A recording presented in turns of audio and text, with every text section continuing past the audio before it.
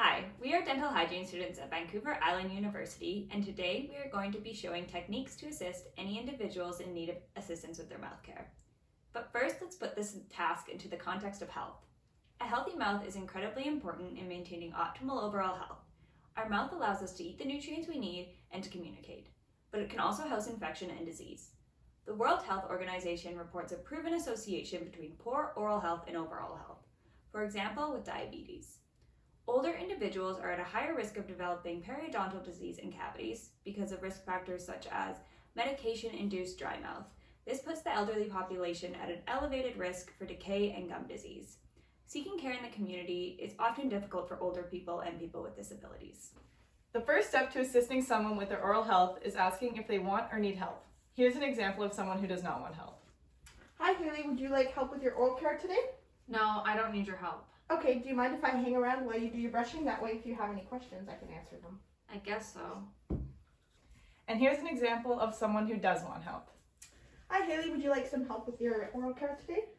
Yes, please. I can't seem to get my teeth feeling clean when I'm brushing. Okay, I'll help you out. Do you mind if I put my hand on your shoulder?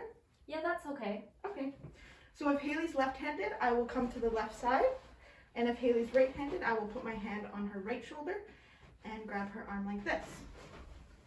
So if you want to put the toothbrush up to your mouth, and we'll start in this left corner over here. Notice how Maya asks before making contact with the patient. As I mentioned before, getting consent from the patient about personal space and contact is extremely important. Once gaining consent, a good option for helping is to be behind the patient and with a hand on their shoulder. Being in this position is not only comforting, but also provides a distraction from you assisting with their care. When assisting someone with brushing, there are a couple main points to keep a focus on. Keeping the brush towards the gums to ensure you're getting the bacteria under the gums. Using gentle pressure while brushing to not cause any trauma, and to cover all surfaces. Here Maya is gently guiding Haley's hand to meet these points. If your patient has trouble spitting out the toothpaste, use a very small amount. So you can spit into that cup there. Thanks, Maya. Do you have any suggestions for helping me clean between my teeth? I can't seem to get the food out from between them. Yeah, so this is called a floss holder. It has a bigger handle and allows for easier access and easier to hold. Would you like me to show you? Yes, please. So you're going to start by getting a big piece and then threading it on the flosser.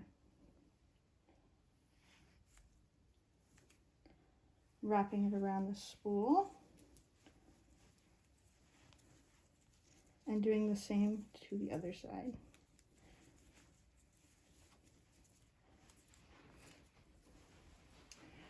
Okay, so hold on to that there, and you're gonna saw it into your teeth.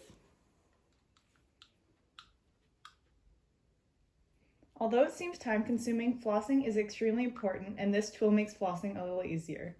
Being at the same level of the patient is helpful in aiding with flossing. Instead of having to grasp the floss, you can just grab the handle with a fist. Just like with regular floss, you seesaw in between the teeth like this, being sure to be gentle. Make sure you're covering as much surface area as possible by creating a C shape around the teeth. With the large handle, it can make floss easier to hold and get further back in the mouth. Remember, bleeding does not mean you are causing damage. It means there is a disease present and flossing is needed. An alternative to using floss is the sulca brush, which Maya will show next. Hey, Maya, I'm having trouble using this. Is there anything else you can show me or help me with? Yeah, I can show you the sulca brush if you'd like. Okay.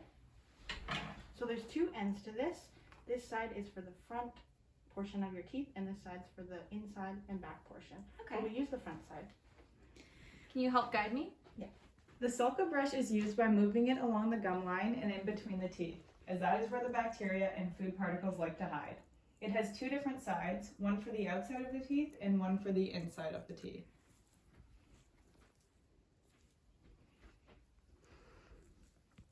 Wow, thanks, Maya. I really like this tool. Great, let's do it again tomorrow. Okay.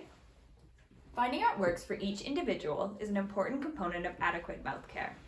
Each individual's needs may be different, whether they need help or they just need a new tool.